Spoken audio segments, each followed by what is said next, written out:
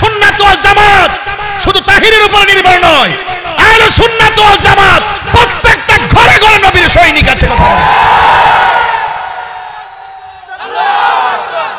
দখলদারিত্বের তাণ্ডব লীলা বন্ধ করতে হবে, মামলা বাণিজ্য বন্ধ করতে হবে। আমি যদি অন্যায় করি আমি ক্ষমা চাইবো, হাত করে হাতে নিজের হাতে পড়বো। কেউ যখন আমাকে অন্যায় করে কনস্পাইরেসি ভাবে ষড়যন্ত্রমূলক ভাবে হয়রানি মামলা করে সুন্নিদের বিরুদ্ধে ট্যাগ লাগিয়ে সুন্নিদেরকে বিরক্ত করবে, সুন্নিরা ঘরে বসে থাকবে না। ঠিক কিনা বলেন? কেউ ঘরে বসে থাকবে না। শুধু আমার বিরুদ্ধে একা নয়, আমাদের আখাউড়া এবং বিজয়নগরের প্রায় 300 লোকের উপরে সুন্নিদেরকে দেখে দেখে মামলা করা হয়েছে। তারা ঘরের মধ্যে ঘুমাতে পারছে না, তারা নিজের কাজ করতে পারছে না, পরিবারকে সময় দিতে পারছে না, দৈনন্দিন বাজার করতে পারছে না। অনর্থক যারা ষড়যন্ত্র করে এ আমাদের সুন্নিদেরকে মিথ্যা এবং হয়রানিমূলক মামলার ষড়যন্ত্র করছে। অনতি বিলম্বে এই মামলাকে প্রত্যাহার করতে হবে। শুধুমাত্র মত প্রকাশের নামই স্বাধীনতা নয়, দ্বিমত প্রকাশের নামও স্বাধীনতা। আপনি অন্যায় করলে অন্যায় বলতেই হবে, আমি অন্যায় করলে অন্যায় বলতেই হবে। আমি দেখলাম এতগুলো সুন্নিদের বিরুদ্ধে মামলা, এতগুলো মাজার আক্রমণ, উপদেষ্টাদের কোনো কথা নাই। আমার মনে হয় যদি এভাবে চলতে থাকে আর সুন্নিরা যদি খানকা থেকে রাজপথে বের হয়ে যায়, আরেকটা প্রতি বিপ্লব হবে বাংলাদেশ। কথা বলেন ঠিক না? কেবা কারা গাড়ি ভাঙছে, কেবা কারা ঢিল মারছে, হ্যাঁ প্রশাসনের উপরে ঢিল পড়ছে, আমি নিজে মর্মাহত। এটা দুঃখজনক, কিন্তু তদন্ত করে প্রকৃত অপরাধীকে শাস্তি দিবে। কিন্তু কাহারো কথার পাল্লাই পড়ে, কোন ধরনের প্রভাবশালীদের পাল্লাই পড়ে মনে করছেন যে একটু সুযোগ আছে এই মুহূর্তে ঢুকাইয়া দে, এই মুহূর্তে ঢুকাইলে তাহিরিকে ঢুকাইতে পারবে, আরেকজনকে ঢুকাইতে পারবে। আপনি দেখেছেন গত পরশুদিন ইস্তেমার মাঠে দুই দল ইসলামপন্থী একজন আরেকজনের সাথে লাইগা কতগুলো লোক মারা গেছে। আমাদের ধর্মের উপদেষ্টা একই ঘরানার লোক, তো উনার তো উচিত ছিল অন্তত পক্ষে উভয়টা গ্রুপের সঙ্গে সমন্বয় করে একটা সমাধান করা। কথা বলেন ঠিক না বেটে? আমি মনে করি যে দায়িত্বে থাকবে, যে ক্ষমতা থাকবে তাকেই বলতে হবে, এটাই তো নিয়ম। সুতরাং গর্জন দেওয়ার আগে, সুতরাং মাঠে নামার আগে সব সমাধান করেন। আমরা বিগত দিনে এমন কাজ করি নাই যে আমাদেরকে মামলা দিতে পারে। কথা বলেন ঠিক কিনা? আমরা কোন দলের দালালি করি নাই। আমরা দেখি যে যারা নবীর প্রেমিক, যারা নবীর আশিক, আমরা তাদেরকে ভালোবাসি। কথা বলেন ঠিক কিনা?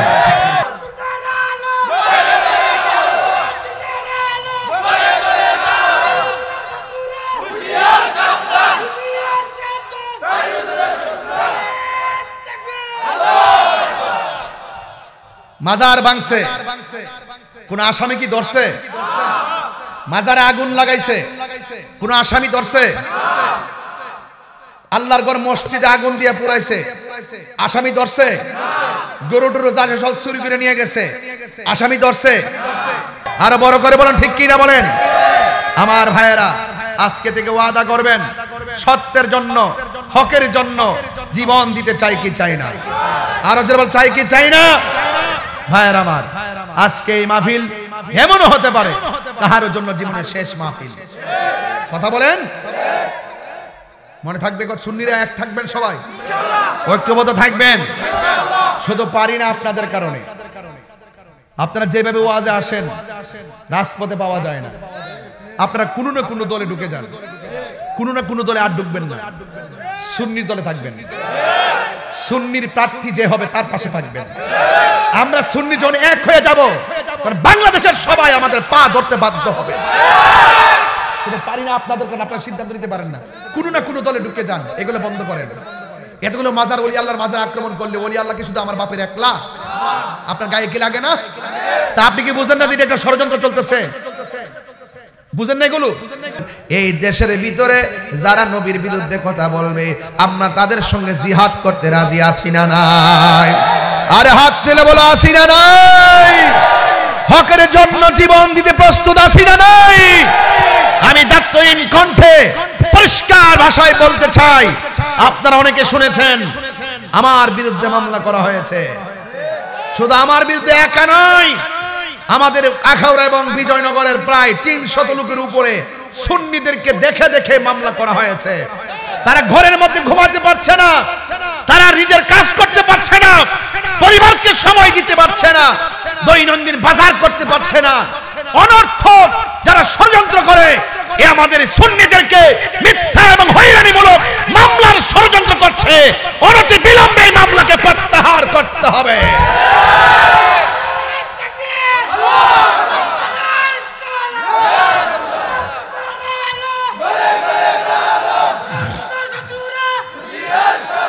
ভাইয়ের আমার, আমি পরিষ্কার ভাষায় বলতে চাই, আমার ব্যাপারে ব্যানার নিয়ে নিয়ে রাজপথে আন্দোলন চলতেছে।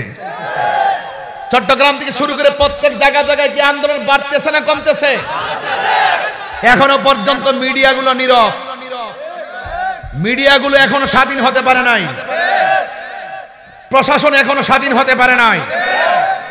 আপনারা আরেকজনের কথা শুনে দেশের আইনকে কলঙ্কিত করবেন না, হলুদ পাতার সাংবাদিকতা করবেন না। আমার ব্যাপারে শুভাকাঙ্ক্ষী হয়ে অনেক জায়গা জায়গা প্রতিবাদ হচ্ছে। আমি বলবো তাড়াতাড়ি মামলাটা প্রত্যাহার করুন। আমার যাই হোক না হোক, কিন্তু আমার 300 ভাইয়ের নামে যে মামলা করে ঘর থেকে বের করা হয়েছে এবং বিজয়নগরের প্রায় 6-7 জনকে ধরে নেওয়া হয়েছে, তাদেরকে তাড়াতাড়ি মুক্ত দিতে হবে এবং পুরো মামলা প্রত্যাহার করতে হবে। যদি এই 300 জনের লোকের মামলা যদি প্রত্যাহার, টোটাল মামলাটা যদি প্রত্যাহার করা না হয়, আমার বিরুদ্ধে 1 নম্বর আসামি আমাকে করেছেন, আমি 1 নম্বর আসামি হয়েও রাজপথে নামতে বাধ্য হব। তখন সেটা কিন্তু দাবায় রাখতে পারবেন না। আপনারা ভালো করে জানেন যে আমি যৌক্তিক দাবির জন্য জীবনটা হাসতে হাসতে দিতে প্রস্তুত। সোহাগ এইচডি মিডিয়া, সত্য প্রচারে আপোষহীন।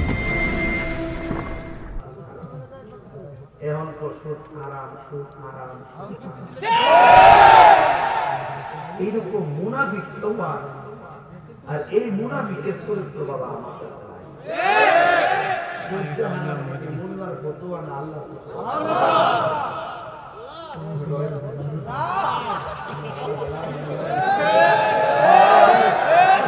তবে আগের থেকে জোয়ান হয়েছে। মারহাবাগন, এই রাইট, আরে কইছি তো বুঝেন না, কেড়ে কইছি, এটাই তো এটা।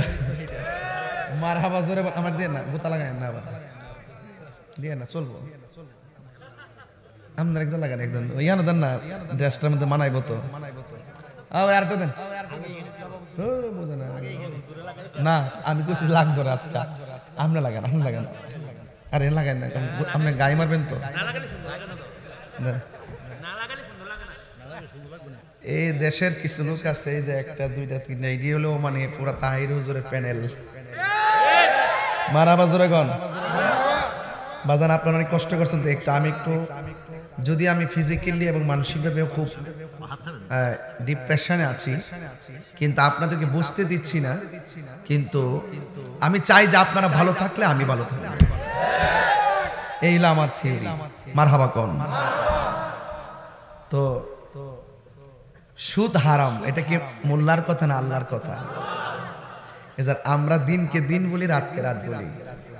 এই জন্য আমি কোনো দুম দিছি না। কেডা এসপি, কে ডিসি, কে উপদেষ্টা, কে বড় প্রধানমন্ত্রী, এগুলা দেখার না টাইম আছে। যদি তিনি লিগ্যাল থাকে দেখার টাইম আছে। যদি তিনি আমার নবীর বিরুদ্ধে কথা বলে, কোরআনের বিরুদ্ধে কথা বলে, ইসলামের বিরুদ্ধে কথা বলে, ওলি আল্লাহর বিরুদ্ধে কথা বলে, এত সহজ কথাটা কি বুঝতে কঠিন হয়েছে? কারা কারা আমার সাথে একমত হাত তোলেন।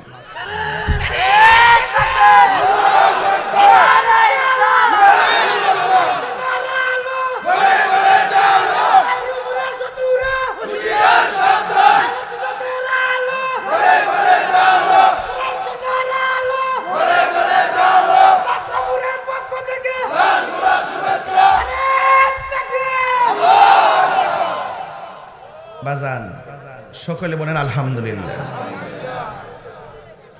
আপনারা কি কষ্ট পাইতেছেন? যাক, বাইরে যায়েন না। হ্যাঁ, বাহিরে কুয়াশা, বাহিরে কি লাগবে? কুয়াশা লাগবে, ঠান্ডা লাগবে, কি লাগবে? ঠান্ডা লাগবে। সবাই সুন্দর করে আদবের সাথে বসুন। ঘন্টাখানেক থাকবো স্টেজে ইনশাল্লাহ। আমি আবার একটু ঢাকা যাব। মারহাবা বলেন। অনেক কুয়াশা। মারহাবা। এখন যে হালকা যে একটু ডেকোরেশনটা আছে এটার কইরা লাই। হ্যাঁ, আপনার কষ্ট হইব কমিটিরা। আবার কইনা যদি রাঞ্চি ওয়াজ করতে দায়িত্ব কে চলা শুরু করছি ইতা কইন না, কিন্তু ইতা কই আবার হ্যাঁ মাথা ইয়া করেন না। মারহাবা। নতুন রেহন ফুরান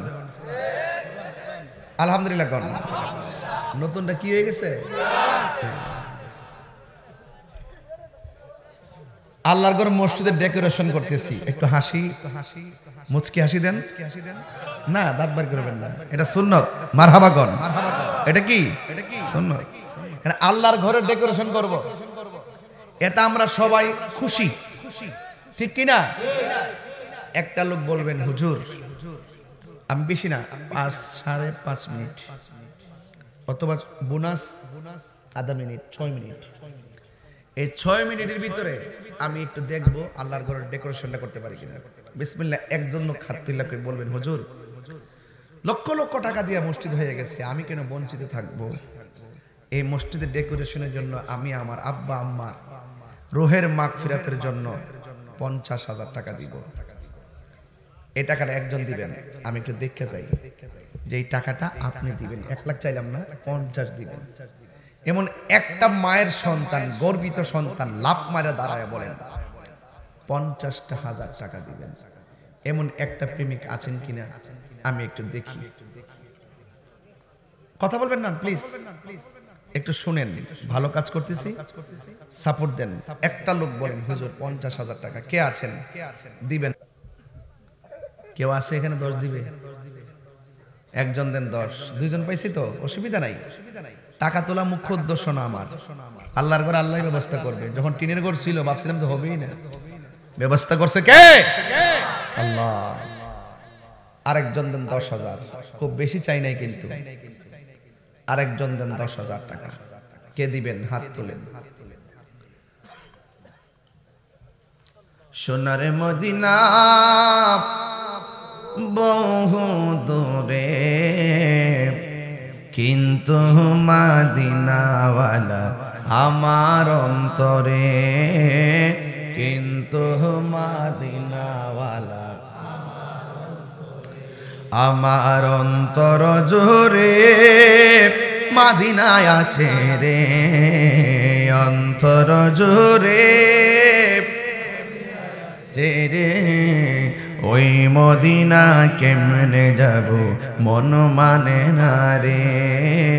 ওই মদিনা যাওয়ার ইচ্ছা করে একজন দেন 10,000 টাকা। কে দিবেন? হাত তোলেন। একজন 10 কে দিবেন? 10,000। আল্লাহ রাসূল মুর্শিদ তিনের প্রেমে দেন না আরেকজন 10,000 টাকা। কে দিবেন? হাত তোলেন। বাজান 10 বেশি চাই নাই।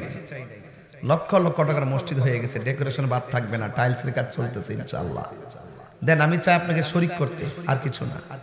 আর একজন দেন 10,000। 3 10 30 হলো তো 60টা বস্তা সিমেন্ট আনতে পারবো। একটা কারিকারি মনে হয় সিমেন্ট 60 বস্তা আনলে, ঠিক না?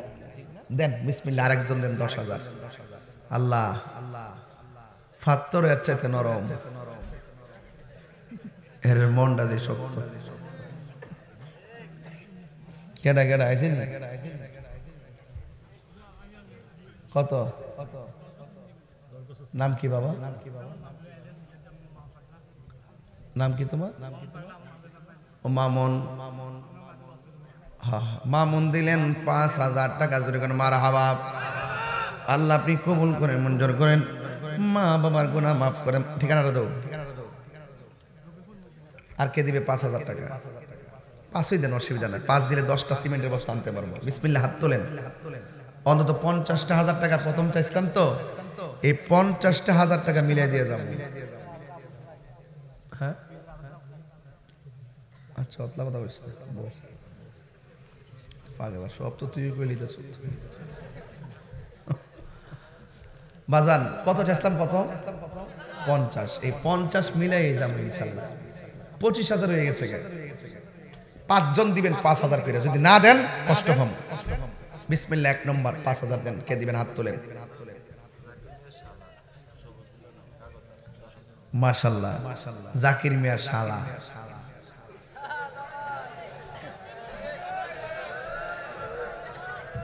আপনার কি জামাই হওয়ার শখ নাই? আছে? জাকির মিয়ার শালা কাগজ তো আর তিনি দিলেন 10,000 টাকা। 50 তার কত লাগে? আল্লাহ আপনি আল্লাহ ওনার দানটা কবুল করেন, আমিন কন্যাকা। আর কত লাগে? 15,000। দেখেন আমি কেমনে তুলি। বিসমিল্লাহ। আরেকজন দেন 5,000 টাকা। 5 পাঞ্জাতন দেন। কে দিবেন 5,000 টাকা? দেখেন হাজার হাজার লোক তাকিয়ে আপনাকে দোয়া করতেছে, আপনি যদি না দেন তাইলে আপনি এটা অসুন্দর দেখা যায়। একজন দেন 5,000 টাকা। বিসমিল্লাহ করে। আছে কেউ? হাত তোলেন, হাত তোলেন। 5,000। আল্লাহ আপনি দিলটা নরম করে দেন। আমি নি কইতে ভাই টিয়া তো দিন না।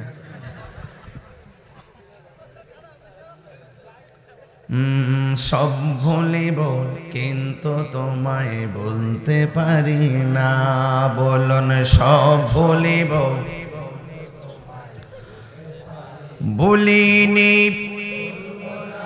ভুলতে পারি না, ভুলিনি না। সব ভুলিব কিন্তু তোমায় বলতে পারি না। ওই মদিনা যাওয়ার ইচ্ছা করে একটা লোক হাত তুলে বলে, হুজুর আমিও দেবো 5,000 টাকা। কেউ আছেন? রংপুর থেকে আসছে। আমার আজকে সকালে ঢাকা যাওয়ার কথা ছিল, আমি যেতে পারি নাই কুয়াশার কারণে, এবং রাত্রি বেশি হয়ে গেছিল আর কি। এই মঞ্জিরুল রংপুর থেকে আসছে, আমি ঢাকা যেতে পারি নাই। পরে খবর নিছে মাহফিলটা কোথায়। পরে সে ঢাকা থেকে খবর নিচ্ছে যে মাহফিলটা মুরাদনগর যাত্রাপুর। ওই ঢাকা থেকে আবার গাড়ি নিয়ে যাত্রাপুর চলে আসছে আমার সাথে দেখা করার জন্য। তা আমি বলছিলাম যে আপনি কষ্ট করে এত দূরে আসবেন, আমি তো ঢাকা ঢুকতে পারি আজকে রাত্রে যা না, তারপর আমি চলে আসব। তো উনি জানুয়ারির 15 তারিখে রংপুর হেলিকপ্টারে, হ্যাঁ জুবাইদুল সাহেব না আপনি? আচ্ছা আচ্ছা, উনিও দিয়েছেন 500 টাকা। মারহাবাগন। তো আগামী জানুয়ারির 15 তারিখে ওনাদের রংপুর কোন মাঠে? আচ্ছা, এই রংপুরে আমার এলাকার নামটা বলেন। জলগড়িয়াতে আমার একটা হেলিকপ্টার দিনের বেলা প্রোগ্রাম, ওনারা আমাকে দাওয়াত করেছেন, আজকে কনফার্ম করেছেন, সবকিছু ওকে করেছেন, পোস্টার হয়ে গেছে। দেখেন একটা মাহফিল কত শখ করে, কত কষ্ট করে, কত দূরত্ব চলে আসছে। আল্লাহ পুরা রংপুর এলাকাটার ভিতরে আপনি সবার মনে মাহফিলের একটা দরদ ঢুকাই দেন, যেন এই 15 তারিখের মাহফিলটা যাবতীয় বিপদ আপদ থেকে হেফাজত করে যেন মাহফিলটা সুন্দর করে হয়। জোরে কেন আমিন। আর জোরে কেন আমিন। চলবে চলবে চলবে চলবে চলবে চলবে চলবে চলবে চলবে। মারহাবা বলেন। জান সবাই গেছেন। মা বোনদেরকে বলবো আপনারা একটা হাত যেন খালি না যায়, সবাই দিয়ে দেন ইনশাআল্লাহ। সবাই আমার সাথে দুরূদ শরীফ পড়েন। আল্লাহুম্মা মনজুরুল বসো তোমরা। মাওলানা মুহাম্মদ হাসিনী না না না আল্লাহ ইয়া রাসূলুল্লাহ ইদেনা চলেন। তোমার নাম কি? আইনুল হক। তার আব্বা দুনিয়াতে নাই। হ্যাঁ আমার দিছে, আল্লাহ যেন কবুল করে। তুমি আমার দিছ, তোমার আব্বা রুহের মাগফিরাতের জন্য আমি আবার টেহাটা এই মসজিদে দিলাম। মারহাবা জোরে বলো। তোমার আব্বা 2 হাত থেকে দোয়া পাইছে। আমিন কোন?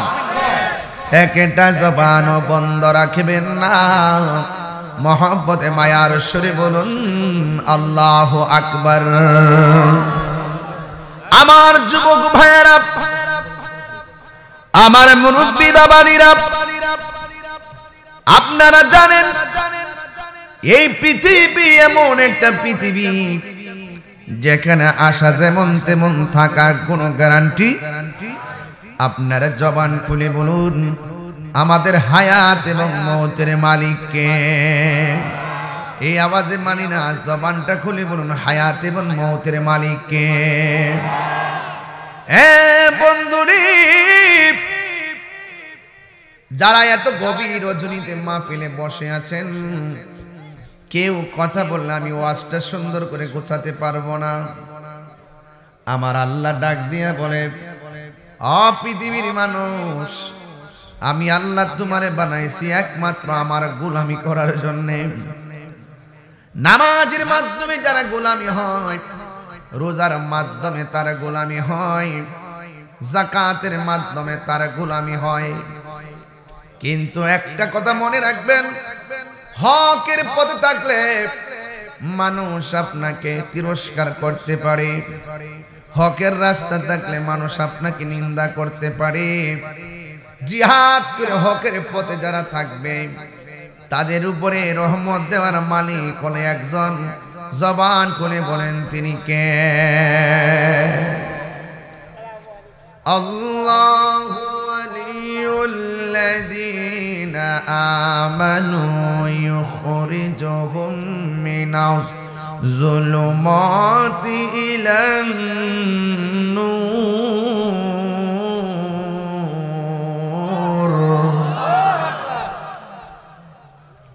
আপনি যদি আপনার অন্তরে যদি আল্লাহর ভয় রাখেন, ডানে বিপদ, বামে বিপদ, সামনে বিপদ, পিছনে বিপদ, আপনার অন্তরে যদি আল্লাহর ভয় থাকে, এই অন্ধকার থেকে আলোর পথে নিয়ে যাবেন একজন। জবান খুলে বলেন তিনি কে? তাহিরের বিরুদ্ধে, সুন্নিদের বিরুদ্ধে, শুধু আমার না, গোটা সুন্নিদের বিরুদ্ধে ষড়যন্ত্র শুরু হয়ে গেছে।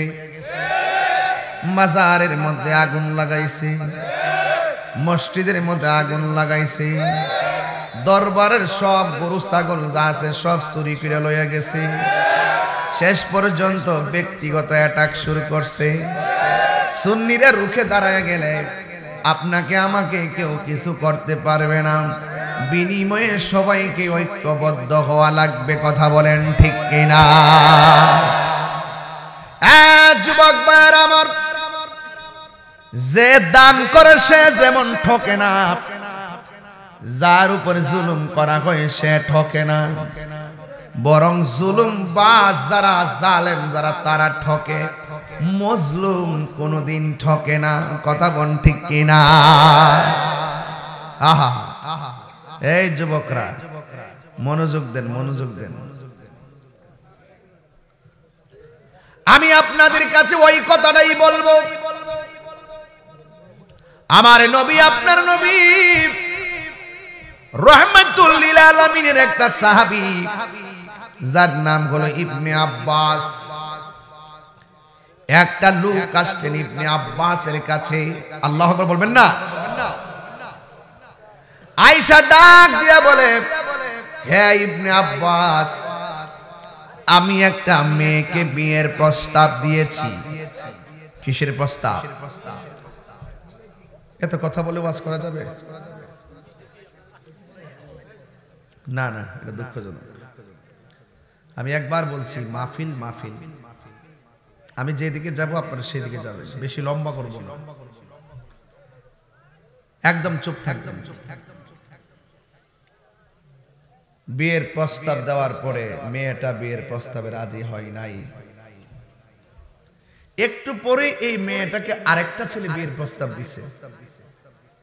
মেয়েটা রাজি হয়ে গেছে, ছেলের সঙ্গে মেয়ের বিয়েও হয়ে গেছে। এখন প্রথম যে প্রস্তাব দিছে সে কি করছে? রাগ করছে, কইরা মেয়েটাকে নিজের হাতে খুন করে ফেলাইছে। নাউজুবিল্লাহ পড়ে। আরো বড় করে কোন, আরো বড় করে বলেন না। তুমি যদি ভালোবাসো তাকে মারতে পারো না। আমরা দেশে বহুত লোক আছে সম্পর্ক তৈরি করে, ছেলে মেয়েকে প্রস্তাব দেয়, মেয়ে ছেলেকে প্রস্তাব দেয়, মা বাপ রাজি না। দুইজনে ফোনের মাধ্যমে যোগাযোগ করে বাড়ি থেকে বের হইয়া দুইজনে পরামর্শ করে, তোমার আব্বা তো রাজি না, আমার আব্বা তো রাজি না, এ জন্মে যদিও তোমার না পায়, পর জন্মে যেন পায়। আসো আমরা একটা সিদ্ধান্ত নিই, কি? রশির এক পাশে তোমার গলা, আরেক পাশে আমার গলা, ডাইলের মধ্যে লাগাইয়া আমরা একসাথে মারা গিয়ে দেখিয়ে দিব আমরা কেমন প্রেমিক প্রেমিকা। এমন অনেক অনেক আত্মঘাতী সিদ্ধান্ত আছে না নাই? বিনিময়ে ওই মা তার সন্তান হারাইলো, ওই মা তার মেয়ে হারাইলো। শেষ পর্যন্ত এই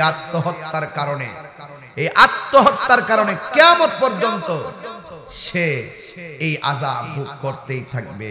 কথা বলেন ঠিক কিনা?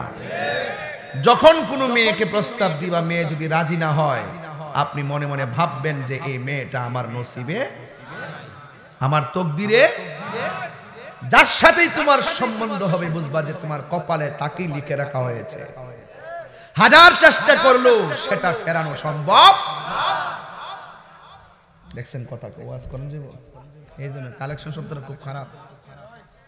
মানুষই প্রথম থেকে ওয়াজের মনোযোগী না করতে পারলে মন নষ্ট হয়ে যায়। তুমি জীবন তুমি মরণ, আধার ঘরে তুমি আপন, তুমি জীবন তুমি মরণ, আধার ঘরে তুমি মোদের পাড়ের তরি, তুমি মোদের তুমি নিদানে তোরানে ওয়ালা ইয়া রাসূলুল্লাহ। এই তো সুন্দর লা ইয়া রাসূলুল্লাহ বিবাল্লাহ ইয়া রাসূলুল্লাহ,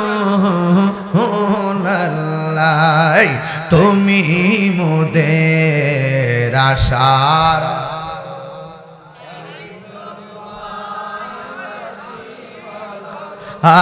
তুমি মোদের আশার আলো, তাই তো তোমায় আর হৃদয় নামের ফুলদানিতে, হৃদয় নাম গেতে রেখেছি প্রেমের মালা ইয়া রাসূলুল্লাহ বল্লা ইয়া রাসূলুল্লাহ ইয়া হাবিবাল্লাহ ইয়া রাসূলুল্লাহ। একটা জবান বন্ধ রাখবেন না হায়াত এবং মৌতের মালিককে। হায়রে ও যাত্রাপুরের বাবা, এই মেয়েটাকে মাইরা যাইয়া নবীর সাহাবীর কাছে গিয়ে দাঁড়ায় গেল, যাইয়া ডাক দিয়ে বলে, ইবনে আব্বাস, আমি একটা মেয়েকে বিয়ের প্রস্তাব দিয়েছি, মেয়েটা বিয়ের প্রস্তাবের মধ্যে রাজি হই নাই। আরেকটা ছেলে মেয়েটারে আমার সামনে বিয়ের প্রস্তাব দিল, এই মেয়েটা বিয়ের প্রস্তাবে রাজি হইয়া গেল। শুধুমাত্র রাজি নয়, এই মেয়েটার সঙ্গে ছেলেটার বিয়ে হয়ে গেল। ইবনে আব্বাস, মেয়েটা যখন আমার প্রস্তাবে রাজি হয় নাই, আমি আমার নিজের হাত দিয়া মেয়েটারে মাইরা ফেলাইছি। এবার ডাক দিয়ে বলে, হুজুর, আমি যেই গুনাহ করেছি গো, আমি যেই অন্যায় করেছি, আমার গুনাহ আল্লাহ মাফ করবনি, এই গুনার ক্ষমা আল্লাহর কাছে আসেনি। ও যাত্রাপুরের ভাই রে, টাকা পয়সা লেনদেন নিয়া ইদানিং দেখবেন রাজনীতি লইয়া একজন আরেকজনের প্রতিহিংসার বশবর্তী হইয়া মামলা দিতেছে, খুন কইরা ফলাইতেছে, গুম কইরা ফলাইতেছে। জীবনে যদি আপনি মানুষের মতো মানুষ হতে চান, জীবনে কোনো মানুষকে হত্যা করবেন না, কারণ একটা মানুষ যখন একটা মানুষকে হত্যা করে, সে যেন সারা পৃথিবীর মানুষকে হত্যা করলো। জীবনে কাউকে হত্যা করবেন না। হত্যা করলে একটা কথা মনে রাখবেন, আপনি যদি কারো বাইকে মাইরা ফেলেন, আপনি যতই জরিমানা দেন না কেন, কোর্টের মধ্যে সমাধান করেন না কেন, সামাজিকভাবে যতই সমাধান করেন না কেন, কিন্তু ওই সন্তানটার, ওই ছেলেটার যদি সন্তান থাকে, যারে মারছেন তার যে ভাই থাকে, জিন্দেগি তো আপনাকে ক্ষমা করবে না। কথা বলেন ঠিক কিনা? আপনাকে যতবার দেখবে সে ততবার আপনাকে লানত দিবে। কথা বলেন ঠিক কিনা? তার সন্তান আপনাকে যতবার দেখবে ততবার আপনাকে লানত দিবে। এই জন্য জুলুম করে কেউ টিকে থাকতে পারে না রে। এবার ছেলেটা ডাক দিয়ে কে হুজুর আমি যে মেয়েটারে মাইরা ফেলাইছি আমার কোনো ক্ষমা আসেনি গো। আমার নবীর সাহাবী ডাক দিয়া কয় পাগল আমি তোমার কাছে জানতে চাই তোমার আম্মা জিন্দা আসেনি? ছেলেটা ডাক দিয়া বলে আমার আম্মা জিন্দা নাই। এবার আমার নবীর সাহাবী ডাক দিয়া কয় তাইলে তুমি আল্লাহর কাছে তওবা করো, আল্লাহর কাছে গুনাহ মাফ চাও। আল্লাহর কাছে গুনাহ মাফ চাইলে আল্লাহ এমন আছে তোমার প্রতি সদয় হতে পারে। নবীর আর একটা সাহাবী মনে মনে কয় লোকটা এসে প্রশ্ন করলো নবীর সাহাবী আমি একটা মেয়ের বিয়ের প্রস্তাব দিয়েছি, মেয়েটা আমার বিয়ের প্রস্তাবে রাজি না হওয়ার কারণে আমি মাইরা ফালাইছি, কিন্তু এখানে জিজ্ঞেস করছে আমার ক্ষমার রাস্তা আসেনি। এই সাহাবী তো প্রথম বলতে পারতো আল্লাহর কাছে তওবা করো, কিন্তু এই কথা না বইলা কেন বলছে তোমার আম্মা জিন্দা আসেনি? চিৎকার মাইরা কি আল্লাহু আকবার বলা যাবে না? ওই নবীর সাহাবী দৌড়াইয়া যাইয়া ডাক দিয়া কয় সাহাবী গো ও সাহাবী আপনি ছেলেটারে প্রথমেই তো বলতে পারতেন তুমি যে এই গুনাহ করেছো আল্লাহর কাছে ক্ষমা চাও। এই কথা না বইলা আপনি কেন বললেন তোমার মা জিন্দা ছিনি? মায়ের সঙ্গে সন্তানের হত্যার সম্পর্ক কি? এই কথা বলার পরে নবীর সাহাবী ডাক দিয়ে কয় আমি তার প্রথম কেন বলছি মা আছে জাননি, কেন বলছি মায়ের কথা কেন জিজ্ঞেস করছি? কারণ এই পৃথিবীর মধ্যে একটা মাত্র মানুষ দোয়া করলে মাঝখানে কোনো পর্দা থাকে না, ডাইরেক্ট আল্লাহর দরবারে কবুল হয়ে যায়।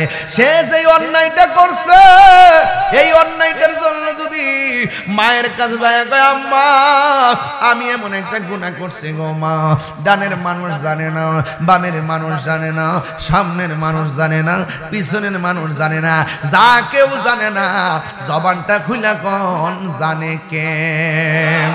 আরো মায়ার সুরে কোন না জানে কে? আল্লাহ ও গো আল্লাহ ক্ষমা করে দাও, মাফ করে দাও, বলুন ক্ষমা করে দাও দাও। যতদিনে জীবন বিনা বাজিবে, যতদিনে জীবন বিনা বাজিবে, সুপথে চালা মাফ করে দাও, বলুন সুপথে চালা মাফ করে দাও। আল্লাহ ক্ষমা করে দাও, মাফ করে দাও, ক্ষমা করে দাও, মাফ করে দাও। এ যুবক গুনাহ মাফের মালিককে এই আওয়াজে মানি না, জবানটা খুলে বলুন গুনাহ মাফের মালিককে। ওই সাহাবী ডাক দিয়া বলে হ্যাঁ সাহাবী আমি কেন তার মা জিন্দা আছে কিনা কেন জিজ্ঞাসা করছি?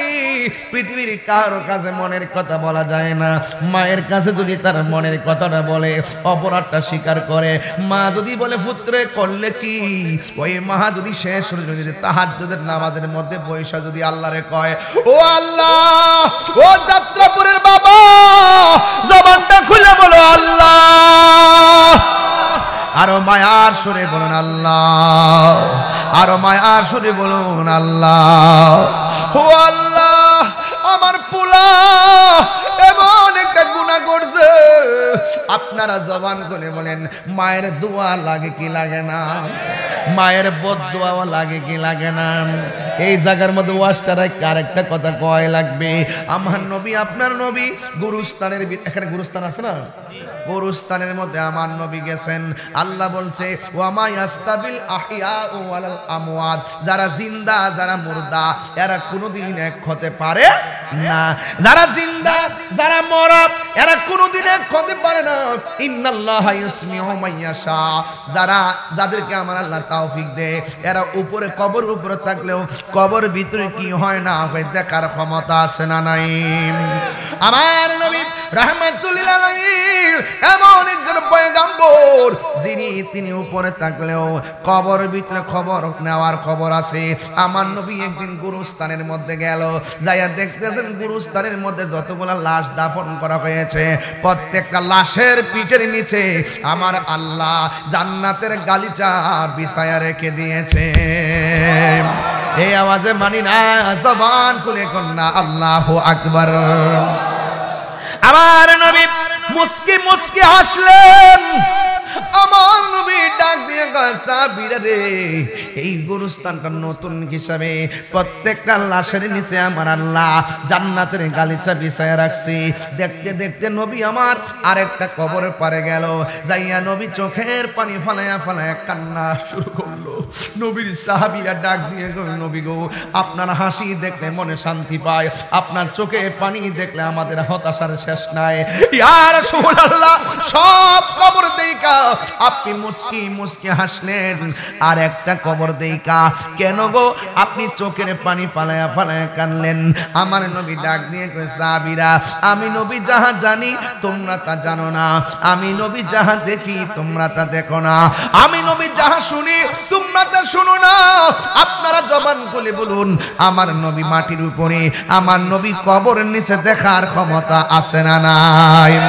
এটা কি মোল্লার কথা না আল্লাহর কথা? ইন্নাল্লাহা ইউসমিউ মাইয়াশা,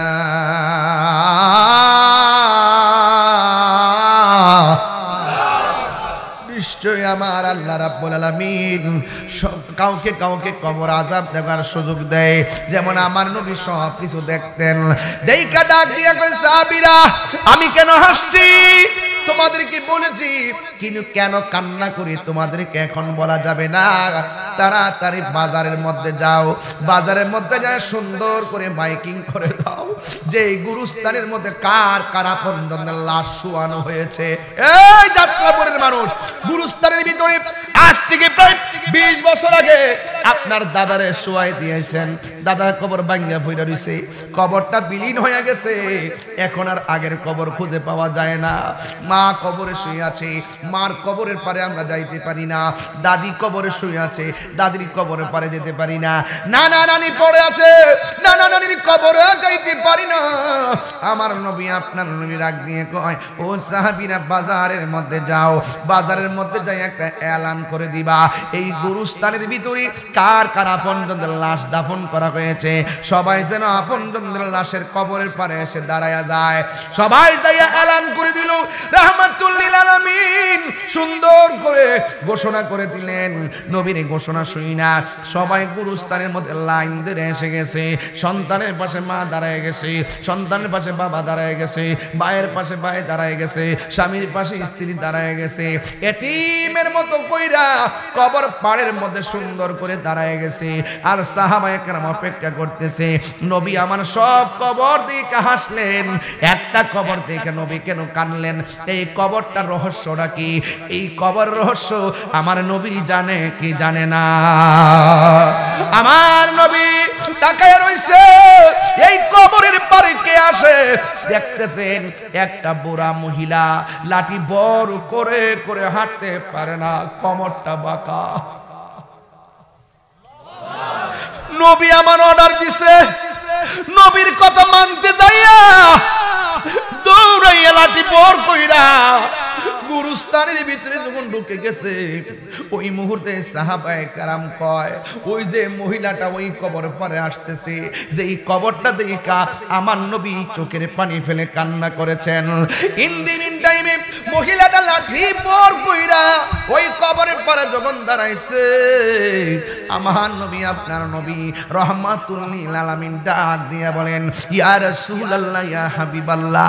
ওই কবরের পরে মহিলাটা দাঁড়াইছে।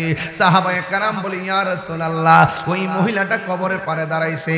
আল্লাহর হাবিব মহিলাটাকে ডাক দিয়া বলে, মা মা এই কবরের পারে আপনি দাঁড়াইছেন, আমি নবী জানতে চাই কবরের ভিতরে লাশ হয়ে কে পড়ে আছে। ওই মহিলাটা চোখের পানি ফালায়া ফালায়া কান্দা গয়, ও নবী গো, এই সন্তানটা আমার সন্তান কবরে আছে। আমার নবী কয়, মা আপনি জানেননি আপনার সন্তানটা কবরে কেমন আছে?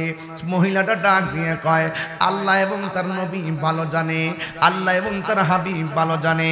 আমার নবী ডাক দিয়ে বলে, মা গো, ও মা, এই সন্তানটা কবরের ভিতরে জাহান্নামের বিছানার মধ্যে ছটফট করতেছে।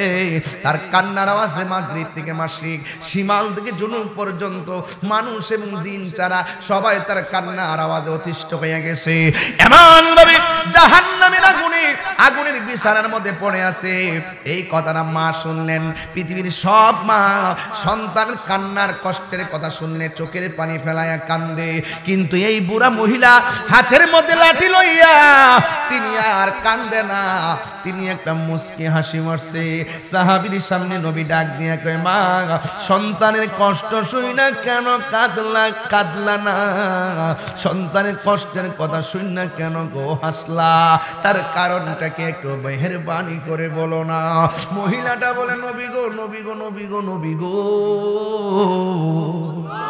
ও মায়ার নবী, দয়ার নবী, আমি কেন হাসছি জানেননি? এই সন্তানটা যেদিন আমার পেটের মধ্যে কনসেপ্ট হয়েছে, সেই দিন থেকে আমার আনন্দের কোনো সীমা ছিল না। এই সন্তানটা যখন পানির ফোঁটা থেকে রক্ত, রক্ত থেকে গোশত, গোশত থেকে হাড্ডি, হাড্ডি থেকে ওই মানুষের দেহ, একেবারে সুঠাম দেহ বানাইয়া পেটের মধ্যে যেদিন বডিটা পূর্ণ হয়েছে, সেদিন থেকে আমার পেটের মধ্যে লাইটান শুরু করছে। লাতি মাইরা মাইরা আমার ঘুম কাইরা নিছে। আমি রাতের বেলা ঘুমাইতে পারি নাই, আমি রাতের বেলা ঘুমাইতে পারি নাই, আমি রাতের বেলা ঘুমাইতে পারি না। আমার চোখের পানি ফালাইয়া ফালায় আমি রাত্রটা কাটাইছি, কিন্তু সকালবেলা কাউকে আমি চোখের পানির ব্যাখ্যা বলি নাই। কেন আমি কাঁদছি চোখের পানিটা আমি কাউরে বলি নাই। ইয়া রাসূলুল্লাহ, ইয়া হাবিবাল্লাহ, ও মায়ার নবী গো, আমি তখন কি করলাম? সকালবেলা হাসি মুখে ঘুম থেকে উঠছি, আমার জাদুমণি কান্নার কারণ আমি কাউরে বলি নাই। নীরবে নীরবে আমি কষ্ট সহ্য করেছি।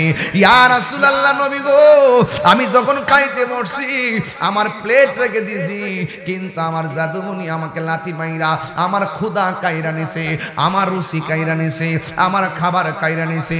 মানুষে বলছি আমার রুচি নাই, কিন্তু আসলে সন্তানের লাথিতে আমার পেটের ক্ষুধা আমি ভুলে গেছি। ইয়া রাসূলুল্লাহ, আমার সন্তান এত লাথি লাইতেছে, এরপর আমি কষ্ট নেই নাই। যেই দিন আমি ভূমিষ্ঠ করাইতে গেলাম, আমি যখন তখন প্রেগন্যান্সি ব্যথা পড়ে গেলাম, মনে হয়েছে এক একটা লাথি যেন আমার জীবন শেষ হয়ে গেছে।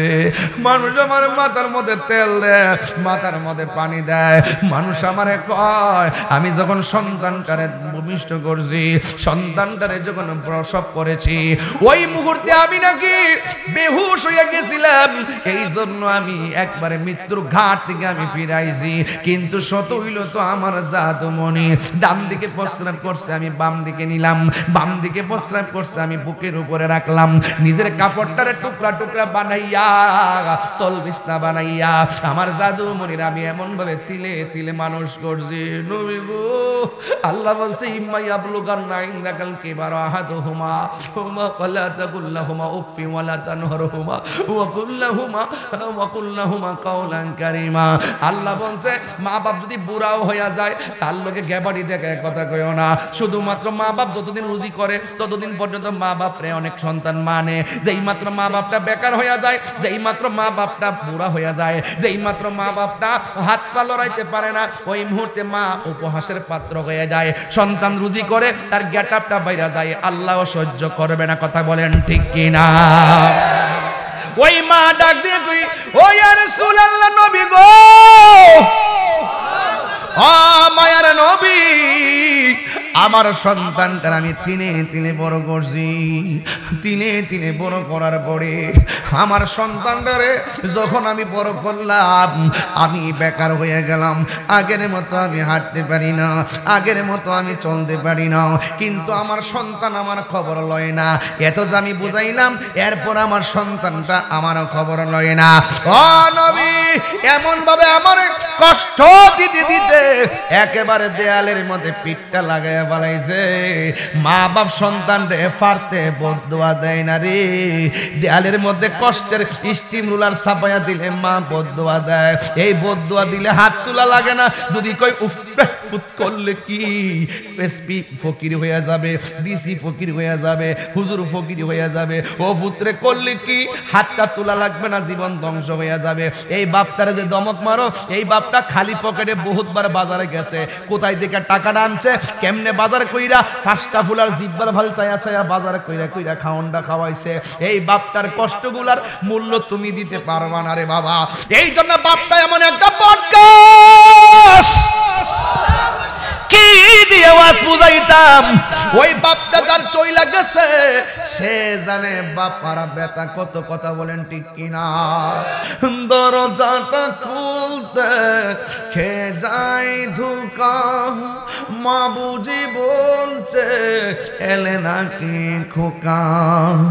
বুকের ভেতরটা নড়ে চড়ে ওঠে, চোখ বেয়ে জল নেমে আসে। শুধু মানে শুধু মানে শুধু মানে শুধু মানে এই সেই ঘর, এই সেই খাট, বিছানার পাশে আছে পানের বাটা, চশমাটা পড়ে আছে পাশে। শুধু মানে শুধু মাই জানি ফিরে পাবো না হারানো তিথি। বাবা শুধু তাহিরির প্রেমে বাঁধা স্মৃতি। বুকের ভেতরটা নড়ে চড়ে ওঠে, চোখে বেয়ে জল নেমে আসে। শুধু মানে শুধু মানে শুধু মানে শুধু মানে। একটা জবানও বন্ধ রাখবেন না, চিৎকার মেরে কন্যা আল্লাহু আকবার। মা ডাক দিয়ে নবী গো, আমার পোলা যখন আমার কষ্ট দিয়েছে, আমি দুইটা হাত আল্লাহর কাছে অসহ্য হয়ে বাড়াইয়া দিয়েছি। আল্লাহ আমার পোলা আমারে কষ্ট দিছে, তুমিও তারে কবরের মধ্যে কষ্ট দিও।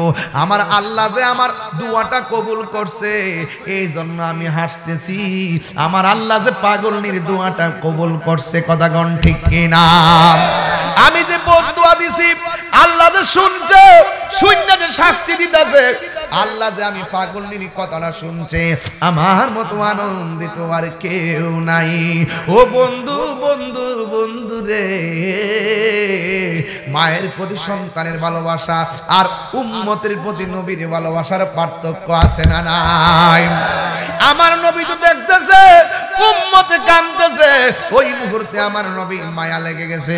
আমার নবী আল্লাহরে ডাক দিয়া কই, আল্লাহ ও আল্লাহ, মা বদদুয়া দিছে তুমি কবুল করছো। এই সন্তানটা যে কবরের মধ্যে আযাবে আছে, একটা বার শুধুমাত্র কবরের উপরে সামিয়ানাগুলা সরাইয়া দাও, সরাইয়া সন্তানটার কষ্টটা দেখাইয়া দাও। নবীর মতন মুস্তাজিবুদ দাওয়া পৃথিবীর কেউ নাই। নবী যদি বলে আল্লাহ দাও, আল্লাহ দেয়। নবী যদি বলে আল্লাহ ক্ষমা করো, আল্লাহ ক্ষমা করবে। নবী যেই মাত্র বলছে ও আল্লাহ তুমি কবরের দাসালিগুলো উড়াইয়া দাও, কবরটা আলোক করে দাও, মহিলাটা যেন তার সন্তানটারে দেখে।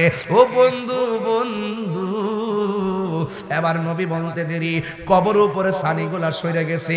মা তাকাইয়া দেখে সন্তানটা কবরের ভিতরে একটা সিল্লি মারে রে, এমন ভাবে চিৎকার মারে, এই কান্নার আওয়াজটা মার কানের মধ্যে আসতে দেরি। ওই মা হাজার জন্মের ব্যথা বইলা আমার আল্লাহর একটা ডাক মারছে। জোরে জোরে কি আল্লাহু আকবার বলা যাবে না? আর মহিলাটা ডাক দিয়ে কে, আল্লাহ আমার জাদুমণি আমারে কষ্ট দিছে, আমি সহ্য করতে না পাইরা বদদুয়া দিছি। তুমি কবুল কইরা যে এমন ভাবে তারে শাস্তি দিবা আমি জীবনেও কল্পনা করি নাই। আমার জাদুমণি রে যে এমন ভাবে তুমি কষ্ট দিবা আমি ভাবি নাই। ও আল্লাহ আমার সন্তানটারে তুমি মাফ কইরা দাও।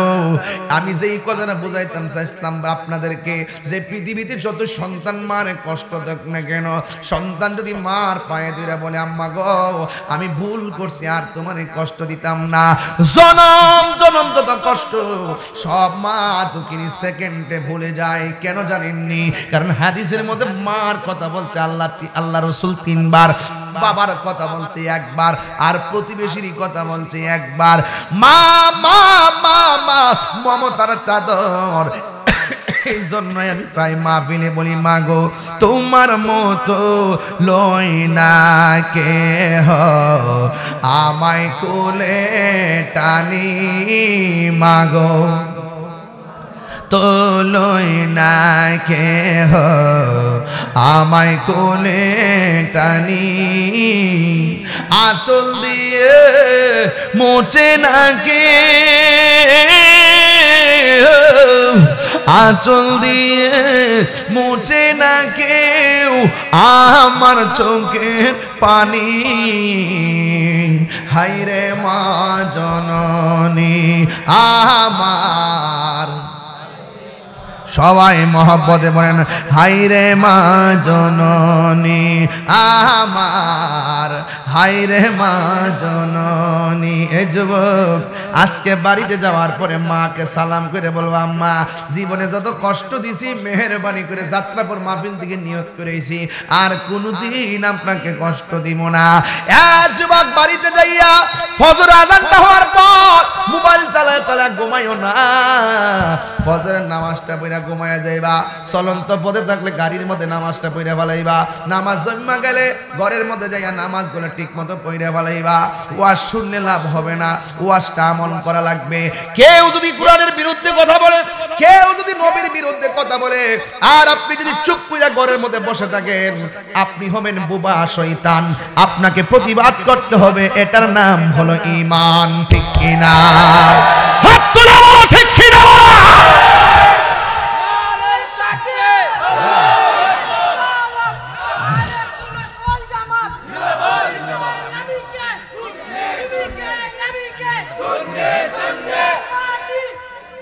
আল্লাহু আকবার, জোরে কর, আর জোরে কর আল্লাহু আকবার। একটু মহব্বতে মায়ার সুরে বলেন এই দেশের ভিতরে যারা নবীর বিরুদ্ধে কথা বলবে আমরা তাদের সঙ্গে জিহাদ করতে রাজি আছি না নাই? আরে হাত তুলে বলো আছি না নাই? হকের জন্য জীবন দিতে প্রস্তুত আছি না নাই? আমি দায়িত্বহীন কণ্ঠে পরিষ্কার ভাষায় বলতে চাই, আপনারা অনেকে শুনেছেন আমার বিরুদ্ধে মামলা করা হয়েছে।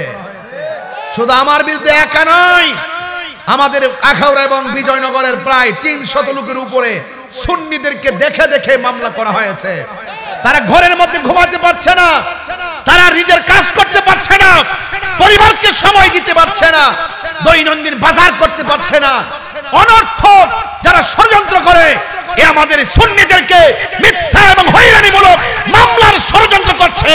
অনতি বিলম্বে এই মামলাকে প্রত্যাহার করতে হবে।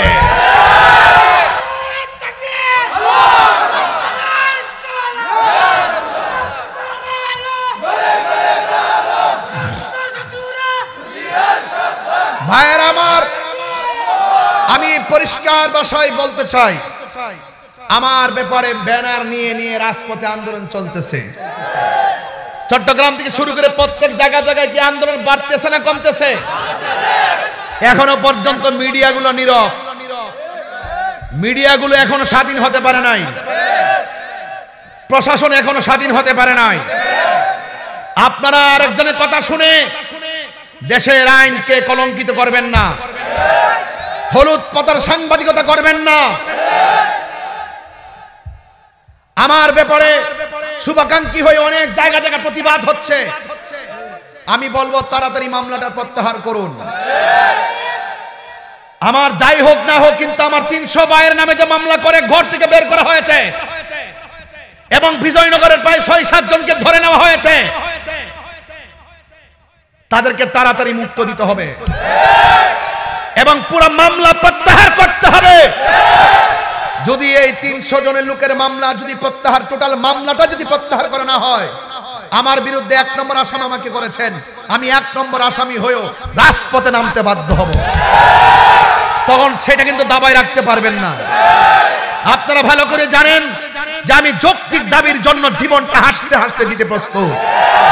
আমি যদি অন্যায় করি আমি ক্ষমা চাইবো, হাত করে হাতে নিজের হাতে পড়বো। কেউ যখন আমাকে অন্যায় করে কনস্পাইরেসি ভাবে ষড়যন্ত্রমূলক ভাবে হয়রানি মামলা করে সুন্নিদের বিরুদ্ধে ট্যাগ লাগিয়ে সুন্নিদেরকে বিরক্ত করবে, সুন্নিরা ঘরে বসে থাকবে না। ঠিক কিনা বলেন? কেউ ঘরে বসে থাকবে না।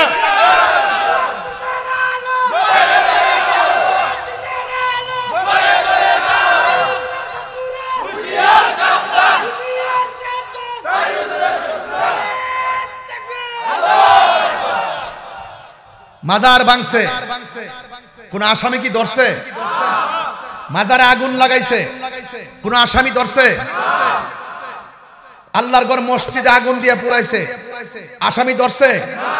গরু টরু যাচ্ছে সব চুরি করে নিয়ে গেছে, আসামি ধরছে? কেবা কারা গাড়ি ভাঙছে, কেবা কারা ঢিল মারছে, হ্যাঁ প্রশাসনের উপরে ঢিল পড়ছে, আমি নিজে মর্মাহত। এটা দুঃখজনক, কিন্তু তদন্ত করে প্রকৃত অপরাধীকে শাস্তি দিবে। কিন্তু কাহারও কথার পাল্লাই পড়ে, কোন ধরনের প্রভাবশালীদের পাল্লাই পড়ে মনে করছেন যে একটু সুযোগ আছে এই মুহূর্তে ঢুকাইয়া দে, এই মুহূর্তে ঢুকাইলে তাহিরিকে ঢুকাইতে পারবে, আরেকজনকে ঢুকাইতে পারবে। কিন্তু বুঝতে হবে আহলে সুন্নাত ওয়াল জামাত শুধু তাহিরের উপর নির্ভর নয়, আহলে সুন্নাত ওয়াল জামাত প্রত্যেকটা ঘরে ঘরে নবীর সৈনিক আছে। কথা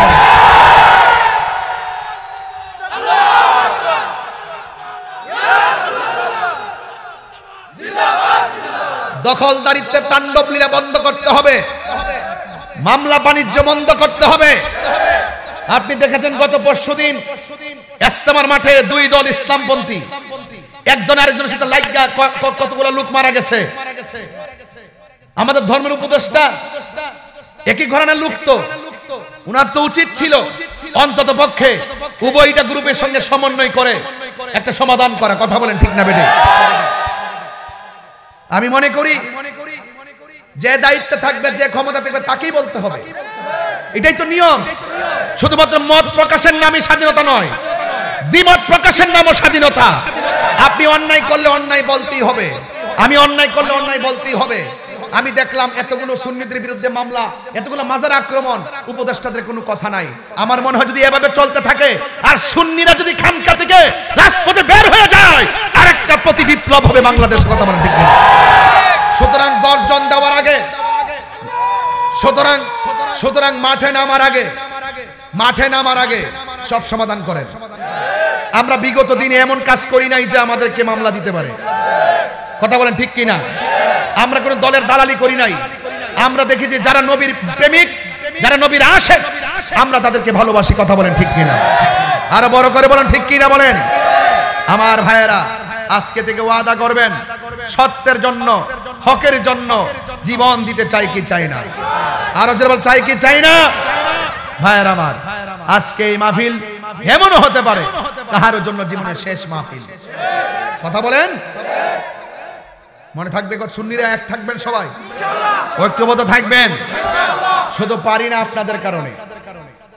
আপনারা যেভাবে ওয়াজে আসেন রাজপথে পাওয়া যায় না। আপনারা কোনো না কোনো দলে ঢুকে যান, কোনো না কোনো দলে আর ঢুকবেন না, সুন্নির দলে থাকবেন। সুন্নির প্রার্থী যে হবে তার পাশে থাকবেন। আমরা সুন্নি জন এক হয়ে যাব, বাংলাদেশের সবাই আমাদের পা ধরতে বাধ্য হবে। পারি না আপনাদের কারণে আপনারা সিদ্ধান্ত নিতে পারেন না, কোনো না কোনো দলে ঢুকে যান, এগুলো বন্ধ করেন। এতগুলো মাজার, ওলি আল্লাহর মাজার আক্রমণ করলে ওলি আল্লাহ কি শুধু আমার বাপের একলা? আপনার গায়ে কি লাগে না? তা আপনি কি বুঝেন না যে এটা ষড়যন্ত্র চলতেছে? বুঝেন না এগুলো? এগুলো বুঝা চলবেন। আল্লাহ যেন আমাদের সকলকে নবীর পক্ষে থাকার তৌফিক দান করে। আমিন কোন? আরো জোরে কোন আমিন, আরো বড় করে আমিন।